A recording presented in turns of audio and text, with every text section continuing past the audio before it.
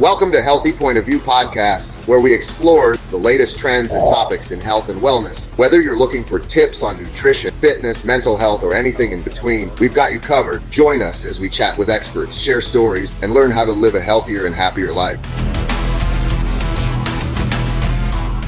Welcome to a Healthy Point of View Podcast. I'm your host, Sam Tejada, and today we got a special guest. We have Dr. Kendrick Heywood, who is a health and wellness specialist. He is a medical doctor who specializes in health, wellness, beauty, and sexual health. Dr. Heywood, how are you? Hi, Sam. How you doing? Pretty good, pretty good. So, Dr. Heywood, man, I'm happy to have you here on the Healthy Point of View podcast. And today's topic, it's a topic that a lot of people are going to love to listen to what we got to say. And it's about hair loss and why it happens. And, you know, I was excited about this podcast all the way up since we decided to book it, because I go to the barbershop twice a week and we talk about hair and all kinds of other stuff all the time. And, you know, my barbers are around my age. And one of the things they're starting to notice is that a lot of people around our age are starting to lose their hair. So as the barbers, they're like, man, I'm starting to lose my business. So I figured, I said, you know what? We got a bunch of different services and modalities in Liquivida where we're specializing in hair loss.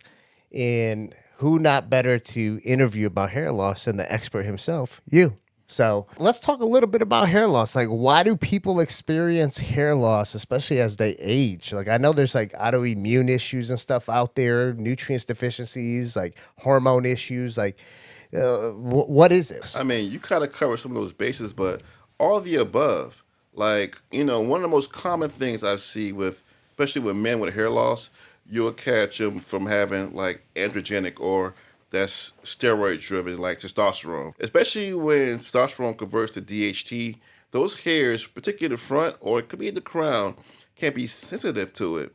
And they could be more prone to hair loss, especially when you have something more hormonal driven like testosterone. Would you say a lot of like young guys that start venturing out to doing a lot of these recreational, performance drugs, or even taking some of these over-the-counter, testosterone boosters and stuff, that they're potentially going to experience some of that? Absolutely. It's always a risk. And one thing I tell the young men, especially if they don't have hair loss yet, it's a risk, especially if the genetic predisposition to have hair loss with testosterone driven. So you look at your parents. I say both sides, the mother and the father. My mother's side, they don't have no hair loss. My dad's side, which I have as well. You tend to see some of these young men, especially they go into like winstraw, which is like, that's pure DHT, right? Which that's a main hormonal component that causes hair loss, especially in men, even in women. Right.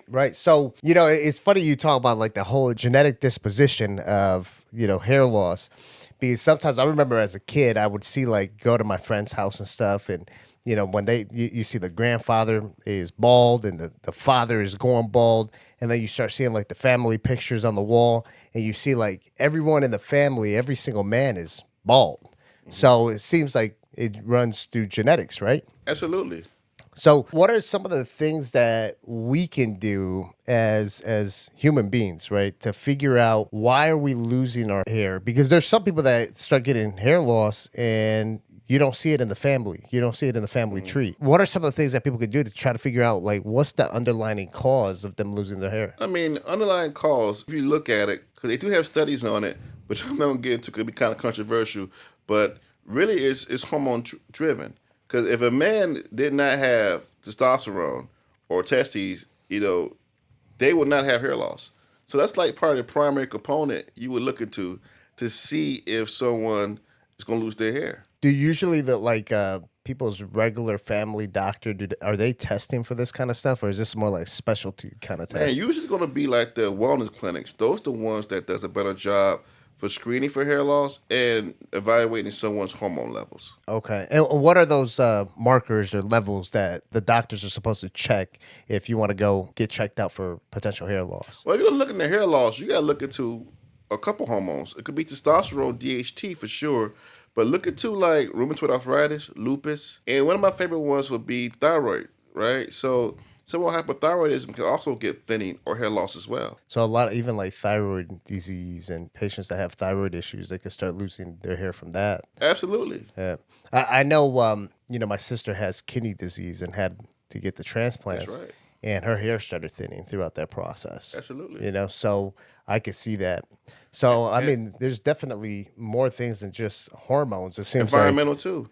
Environmental? Or let's say the women, like one of the things I do a lot of is the traction alopecia. And women that have the tight hairstyles or they braid too tight. And those are the most complicated cases because they're not even good candidates for most treatment modalities like hair transplants.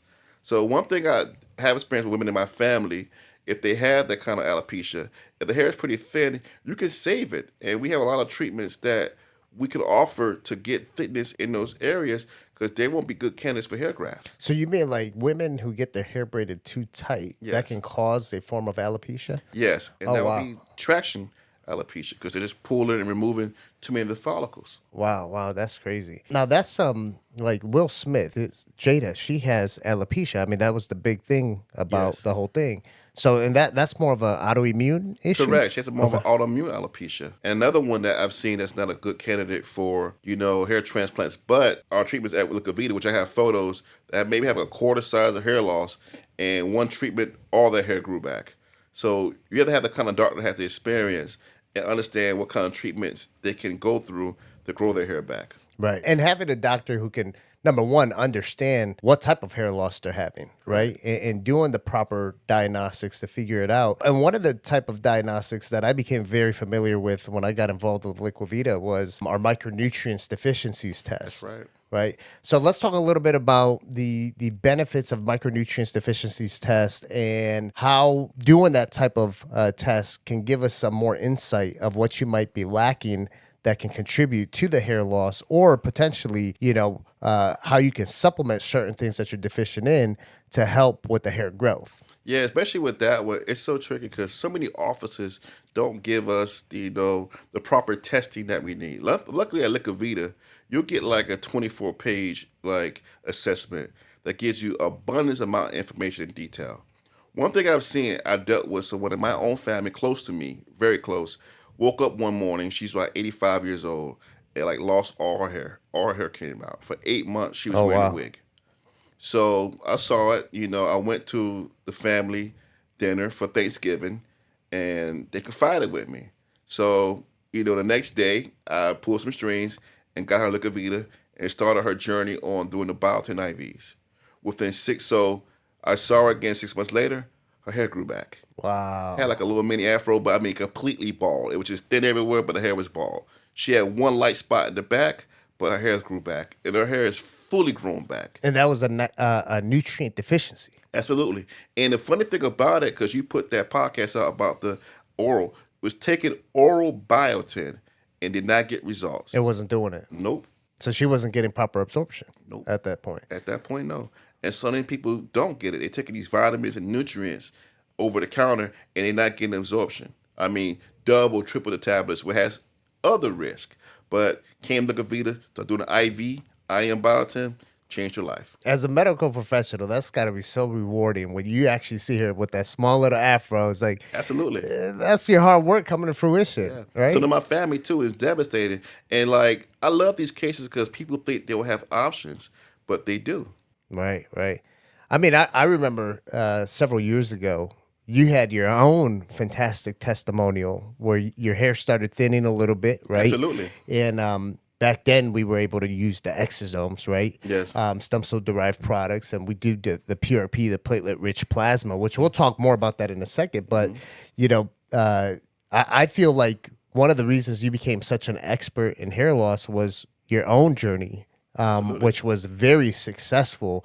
And I want people to actually see the before and after pictures. And this stuff really works. Let's talk a little bit about your hair loss journey and how that worked. And so my hair loss journey is probably familiar to a lot of people, especially in South Florida. I was on hormones and I had hair loss. And I had extensive hair loss from the crown all the way to the frontalis. And I actually got a quote on a hair transplant. I needed around 2-3 transplants. They won $20,000. Wow. So, I met Sam and a friend, and I went down. In my office at the time, I was the medical director at East West, was the first flagship of Liquivida. So I'm down there, and I had the PRP, and I used the amniotic fluid allograft with exosomes at that time. So I had a microneedling, I had a treatment.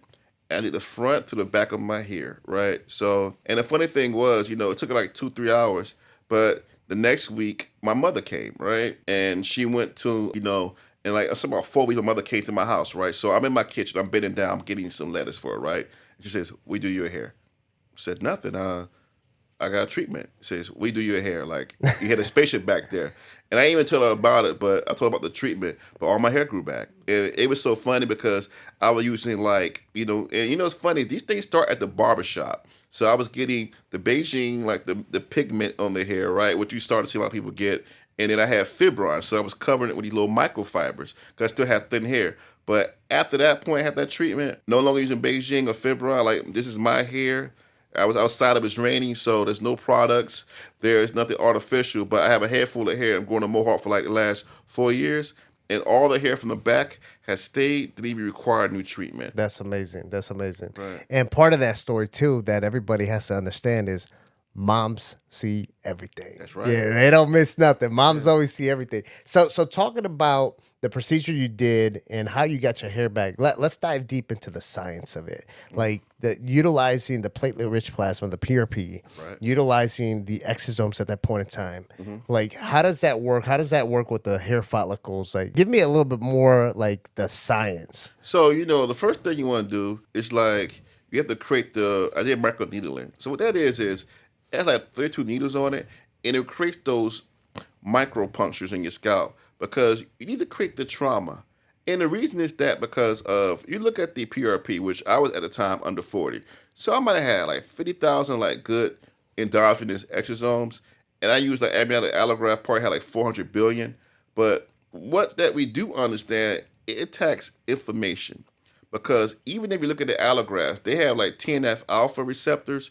And what happens is it can hunt down inflammation. Okay. Right? Because you have to create those targets for it to come in. And I also think because it attempts to heal the skin, at the same time, it starts healing the follicles. Because let's say I had like top of my head was super thin, that could be like over 100,000 follicles that were like lost at that time. Right. It was super thin. So what it does is going to attack the inflammation, and at that time it's going to repair the follicle, the skin, and the hair to get you to, repair and grow new follicles. So let me get this straight here, and I think I'm following along. So the microneedling is similar to the microneedling that we do for like the facials and stuff, right? Absolutely. So we're utilizing the microneedling pen, right, alongside with your platelet-rich plasma, which is your blood that goes through a centrifuge. Yeah, we spin it. And a PRP centrifuge.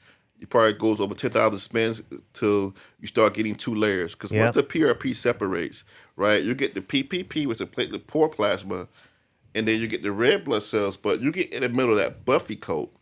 And what is that? That is the platelet-rich plasma. So that's where you want to look into. The good stuff. The good stuff, right? The good Liquid stuff. gold, we kind of call it. Where you get your own endogenous, PRP or stem cells. Right. That's where all the growth factors are at. That's right. So those are the growth factors. So when you cause that trauma, the inflammation, they basically see it as a signal, and then they go there to basically go repair.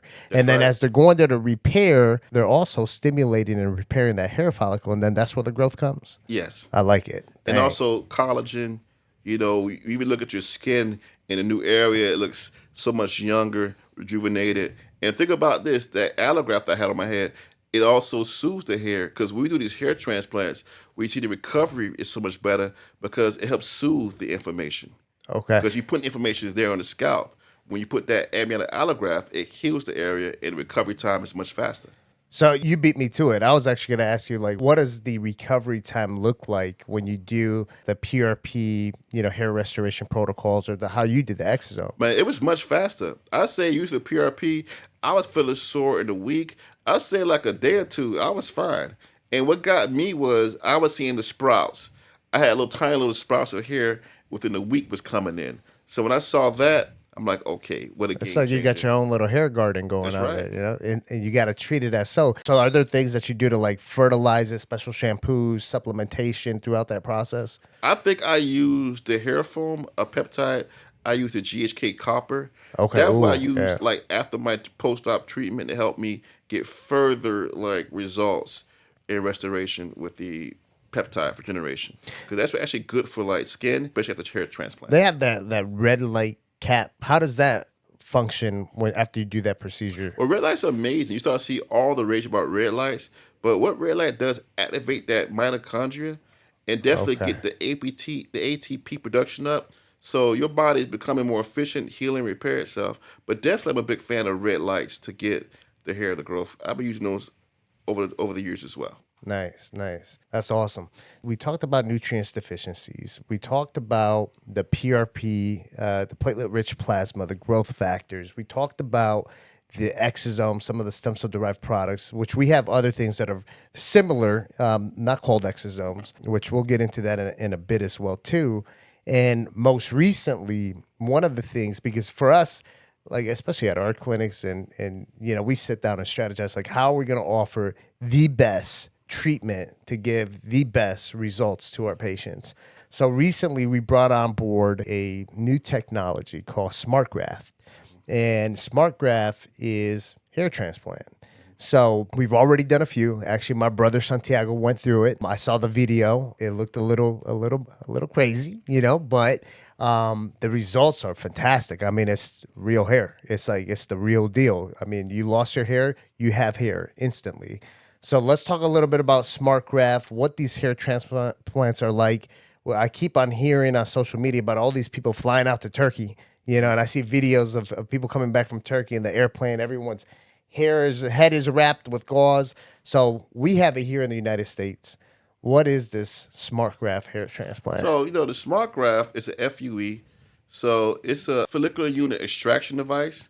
And it's like a scarlet surgery. So what it does is it helps with the extraction with a device with a practitioner. So you also get cleaner, extraction units. And you don't have to use a knife or a scalpel. Because the old way was FUT. When they took someone's back of the scalp and sliced them open, you start seeing these guys with these huge tattoos in the back. With the lines, yeah, right? That's right, the Yep. lines. So that was FUT.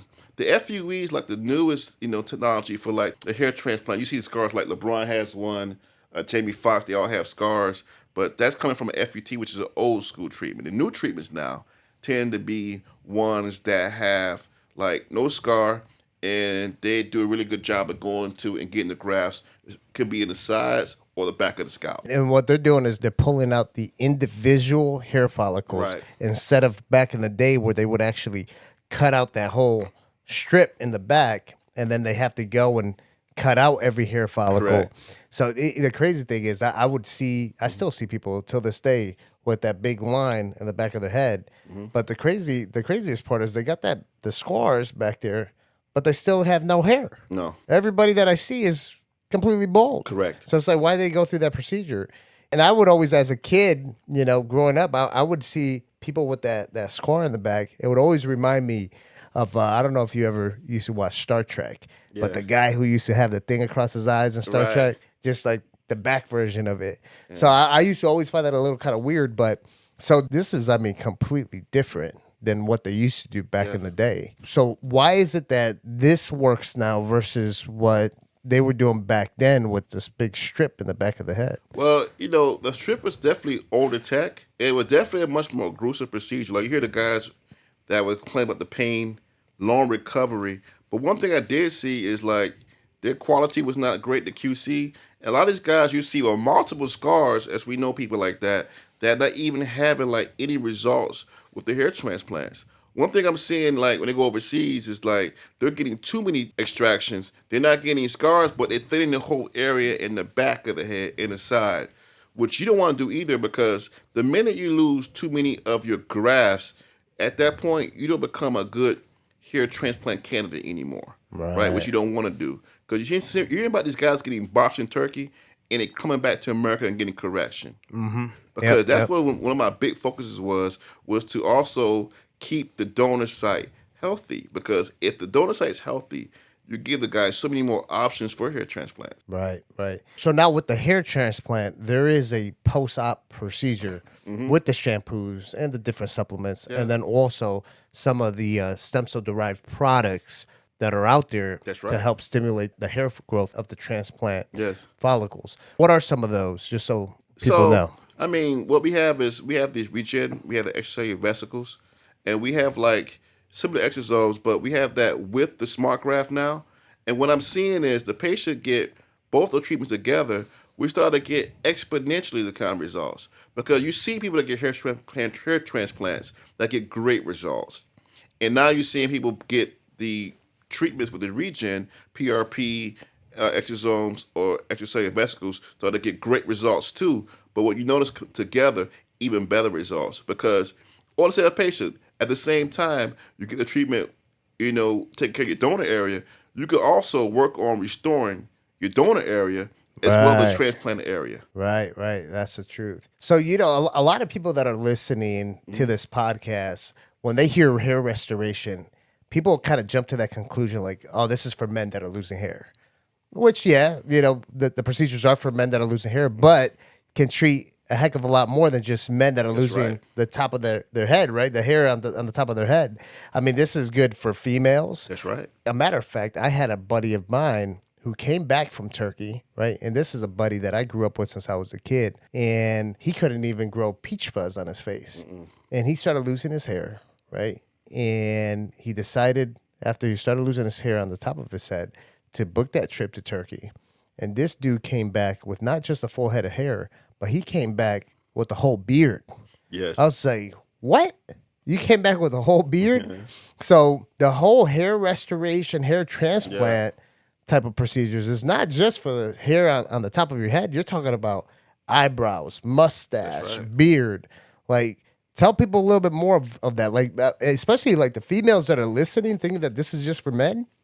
A lot of females, their eyebrows are always thinning, and they got the pens, the mascara, and all this other stuff.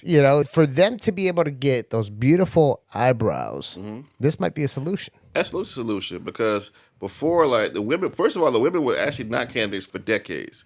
And a lot of women didn't do well with the FUT, so a lot of these clinics will avoid women. They hear anything about hair loss, they get avoided. So one thing about my clinic, I'm used to dealing with women that have hair loss, alopecia, and what you can do is, if they're a good candidate, you can work them up, and they can get like the regen products to boost their hair naturally. Because a lot of women actually do really good with these products. And then once they get enough of a response, enough thickness, they can actually get a hair transplant. But majority of clinics will turn them down because they don't have the experience or the science to get them together with the treatment. And also, too, the eyebrows. A lot of women getting like the micro pigmentations, or they're getting the microblading for the brows. That's like a semi-permanent. It's like a year and a half. That's like the tattoo thing, right? That's right. Yeah. They get like every year and a half, or you're going to tattoo. And the problem is, it gets lighter, facial expression changes, it moves over time. Like, you can get grafts for your eyebrows, right? And depending on where you get the hair from, but you can get grafts that can give you a full set of eyebrows. Don't have to keep getting treatments for like microneedling or pigmentation. Are there different sites that are utilized for donor sites? Like, absolutely, because as you're seeing now, because of the hair, they do get pubic hair extractions for beards, right? And you kind of see, Floyd Mayweather, guys out there that have beards, but they do it can extract different sites of your body to give you a beard and things like that. Interesting. Yeah. That's good information to know. Because some people start worrying about the donor site and do they have the appropriate stuff, amount of hair where the donor site is, and it's more than just the back of the head, right? It's other areas of the body that you get the donor sites. That's amazing. So, Dr. Haywood, tell us something interesting about yourself that most people don't know besides being an expert in health and wellness. Something that if like the listeners to this podcast, you tell them a little bit about yourself. Like, when I tell people I played the violin for 14 years, I was like, what? That's crazy. Something about Dr. Haywood that most people don't know. I can think of, because I'm pretty open about my life out there. Like, what do you think? I don't know. I feel like I know everything about you. Yeah, because I'm pretty open about my life, about what I put out there.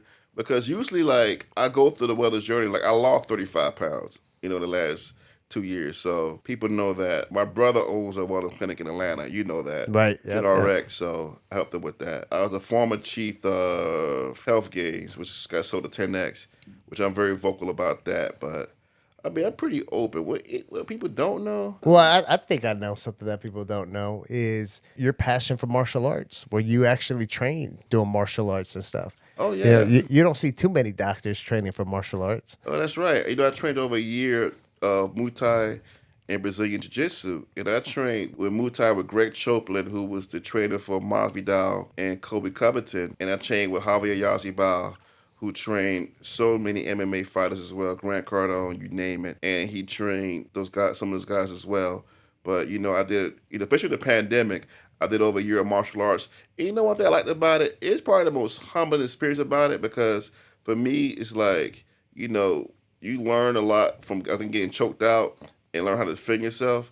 But it was part of the most humbling process, but also taught me a lot about fitness and wellness, because I still apply those principles when I work out to this day. I do burpees and hip escapes like 4 or 5 times a week. That's the truth. And even mental fitness, right? That's when you right. talk about martial arts, it's not just the physical fitness part of it. It's like you're training your brain in a certain way as well, too. Because I grew up doing martial arts. My dad was black belt kung fu martial artist. And, for us, a lot of it, or should I say the most of it, was like, what's up here, So that's something that's definitely almost like a form of meditation. It taught me, a lot with dealing with anxiety, because, especially when you're in a situation like that can be stressful, you learn how to cope and deal with situations, so you can think things. Because once we can get attacked, I mean, it can bring a certain amount of anxiety to anybody. But once you learn how to control rage, I think that's amazing. And then also, too, it taught me patience, because it takes a lot of time to get those levels and get skill at, throwing roundhouse kicks or like reversing, positions in BJJ. You don't learn it overnight. Right. It's a process that can take years for you to get good in. So I love it because you have to be patient. And me and Sam also talk about always going through the process.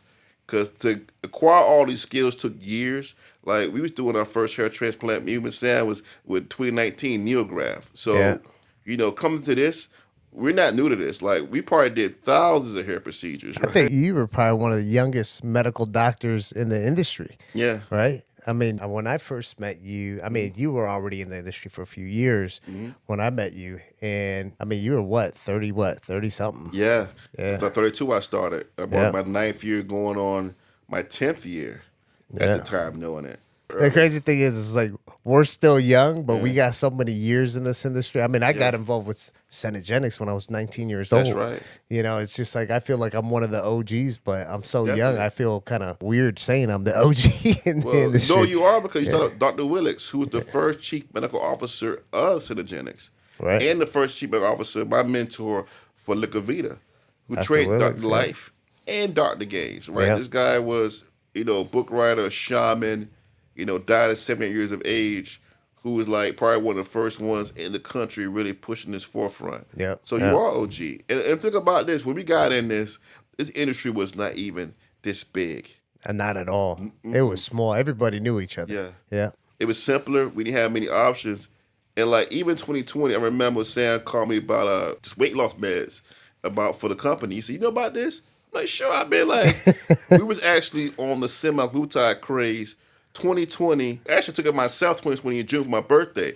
I lost 15 pounds. I got on a yacht for my birthday. Sam remember that. But that fall, we started doing the weight loss craze, and we was ahead of everybody over the whole country. There was probably only like one or two compounding pharmacies even offering it. Back then. Yeah. I saw it, and I was putting best. This is gonna be the biggest thing. People said it was crazy, but like it was the biggest thing. The funny thing, if I can go back and do the YouTube video on my journey and put even more into it, I would. But we were super early on that craze. Right. And then that just shows you that the learning never stops. No. There's always new stuff coming out, and you got to stay ahead of the game to be able to offer your clients, your patients, the best service possible. So, Dr. Haywood, if we were to summarize the different steps we could take for hair loss from the start of looking under the hood and doing the diagnostics of the blood work all the way to the hair transplants, Give me the quick steps of what people can consider of the steps they need to take from beginning all the way to hair transplants. I mean, definitely beginning, you want to do a history and evaluation of the patient, photos. You want to see their hair loss and what type it is, right? Going through the scale for men and women. And definitely get a history of it and see like what age, when it started, progression, family history first. Then you would get into labs. And then with that, you would start to like roll out like what kind of process would it be for a patient? Would it be one, maybe two treatments? But you want to also start with like what would be the patient's options after you do like the history, the evaluation of the scalp, and then you get the blood labs. Right. That will probably be like the core treatment. Core evaluation you would definitely start with. So consultation, assessment, Yes. then diagnostic, and then what from there? And then you probably give a patient a few treatment options. Okay, and then treatment options. And then your least invasive is going to probably be something more of nutrient supplementation. Right. Then we're going to the platelet-rich plasma, Absolutely. the PRP with microneedling, to then some of the stem cell-derived products that have greater growth factors. And then last but not least, then we would go to the actual hair transplant. Absolutely. And I like it. You did it like that because some patients probably need to go to the nutrients first because their hair loss is because of nutrient deficiency. Then you can look into PRP. And some patients who might be like a light transplant might be a better option with the PRP with the Regen products. And you see with me, I did one treatment and my hair didn't need a hair transplant. I have a invasive procedure. So you want to go through the process, but usually I would start with the least invasive and go on to the more invasive. And in some patients, you want to give the proper options too. I mean, there's some patients out there that, their hair is so far gone, they need to just jump straight all the way to hair transplant, right, with the SmartGraft. And at that point in time, it doesn't mean we exclude everything else because once you do the hair transplant, you should still, get the nutrient supplementation, the red light therapy, and everything else to make sure you get the best results from, that Absolutely. procedure. Or like a patient, let's say he was barren, and if we get the hair back, get it thin, especially you go in the barbershop, that also creates so many options because this guy could get fibron, start covering the hair with the microfibers, get into the Beijing, right? So kind of look like it's no hairline. By the time you're done, he has something there that he can actually work with, right? Because people understand if the hair goes from nothing to thin, that is still success because you also get a patient some viable options there to go to the barber and we get what we call enhancements, right? For him to get like a much more aesthetically pleasing like result because we deal with the game here of like millimeters, sometimes centimeters. If I get a guy like 2 centimeters in the front, that is actually a big difference between victory and defeat here. Because he get a hairline, he start covering it, a little bit of paint. Because I deal with guys like when they come to evaluation and you wet their hair, everything comes off and they're barren. But when I'm done with them, like they have a fade or have some kind of hairstyle and you can't even tell they're thinning. So that's when you start looking because some guys say, well, I'm bald. Well, if the result is decent and you get enough thin hair there, you can start getting to enhancements and start getting some results. That's awesome. That's awesome. Dr. Haywood, you are a health, wellness, beauty expert. It is always fantastic having these conversations with you. I'm excited for the listeners to be able to get this information. You just literally disclosed all of the secrets on how to get your hair back, how to actually break it down to the science and figure out why you're losing your hair. So it is a pleasure of having you here on a Healthy Point of View podcast. Now, for the listeners, if they want to find you, hear more, follow you, where do they find you? You can find me on my Instagram at Dr. Kendrick Heywood. And then also you can call Liquivida office here in Fort Lauderdale. And you want to speak, we have consultations, we got providers, and we have concierges that can get with you. So you guys, you got it there. Dr. Ken Haywood on Instagram. Follow him. Ask him any questions. He's not that difficult to get a hold of. He's all about helping the people, and that's what we need more of. Dr. Haywood, thank you for joining us. Follow us, subscribe, leave reviews. Thank you for watching a Healthy Point of View podcast.